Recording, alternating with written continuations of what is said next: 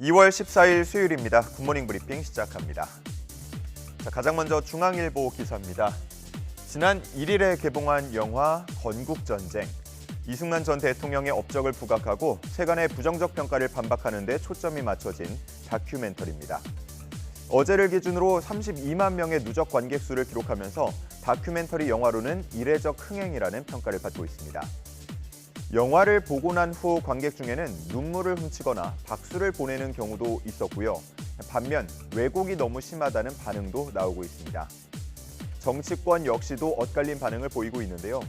윤석열 대통령이 참모들에게 우리나라 역사를 올바르게 인식할 기회라고 호평했다는 소식이 전해지자 더불어민주당은 황당무계한 주장에 현직 대통령이 동참한 것은 충격적이라며 비판했습니다.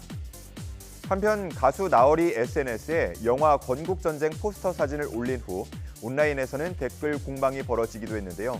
이 논란이 일면서 결국 댓글창을 폐쇄하기도 했습니다.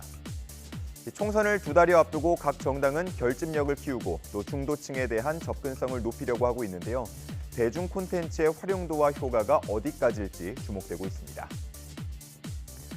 다음은 서울신문 기사입니다.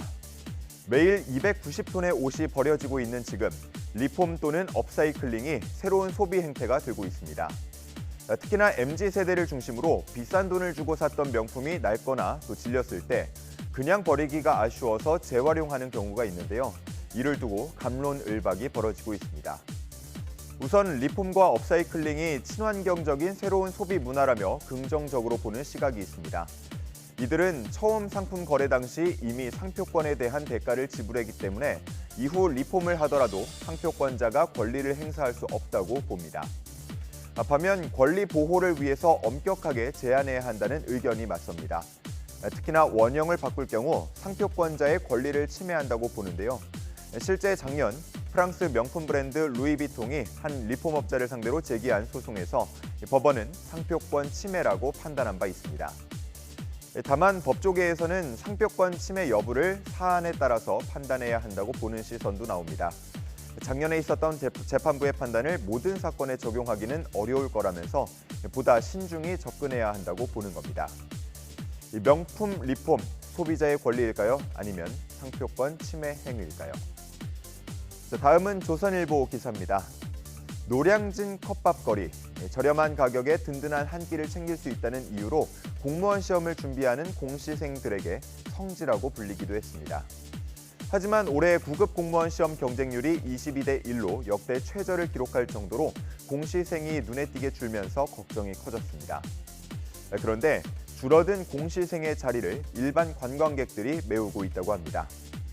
최근 외식 물가가 크게 오르면서 4,000원에서 5,500원 정도 되는 가성비 좋은 컵밥을 먹으려는 가족과 커플들이 컵밥거리를 찾고 있다는 겁니다. 컵밥거리 상인들의 얘기를 들어보면요. 코로나 이전만 하더라도 손님의 80%는 공시생이었는데 이제는 주말 손님 중 공시생은 10%도 채 되지 않는다고 합니다. 또 공시생들만 가게를 찾을 때에는 요일에 따른 매출 변동이 크게 없었는데 이제는 주말이나 연휴에 관광객들이 많이 찾기 때문에 차이가 나기 시작했다고도 말하고 있습니다. 노량진 컵밥거리의 달라진 풍경이 여러 사회 현상을 비추고 있는 것 같습니다. 마지막 경향신문 기사 보겠습니다. 때가 되면 왔다가 때가 되면 다시 가는 국경을 넘어서 세계 곳곳을 이동하는 이동성 야생동물이 점차 사라져가고 있다고 합니다. 유엔 환경계획사나 이동성 야생동물 보호협약에 따르면 보호가 필요한 이동성 야생동물은 총 1,180여 종입니다. 연구진이 종 보전 현황을 평가해봤더니 이 중에 22%는 멸종 위기에 처해 있었고요. 44%는 개체수가 감소하는 추세를 보였습니다. 특히 어류의 97%가 멸종 위기였고요. 파충류도 70%가 종이 사라질 위기에 처해 있었습니다. 이동성 동물의 생존을 위협하는 가장 큰 요인은 역시나 서식지의 손실이었는데요. 총 481종이 서식지가 위협받고 있었습니다. 한편 과잉 착취의 영향을 받는 종도 446종에 달했는데요. 예측 가능한 때에 특정 장소로 돌아오는 경향 때문에 특히나 취약한 것으로 전해집니다. 이 밖에도 기후변화나 빛공해, 또 플라스틱 오염 등이 동물들에게 큰 위협이 되고 있는 것으로 나타났습니다. 보고서에서는 역시나 탄소 배출을 줄이고 토액 등을 엄격하게 규제해야 한다고 말하고 있었는데요. 다시 한번 경각심을 가져야겠다는 생각 드는 기사였습니다. 2월 14일 아침 신문 살펴봤습니다. 지금까지 굿모닝 브리핑이었습니다.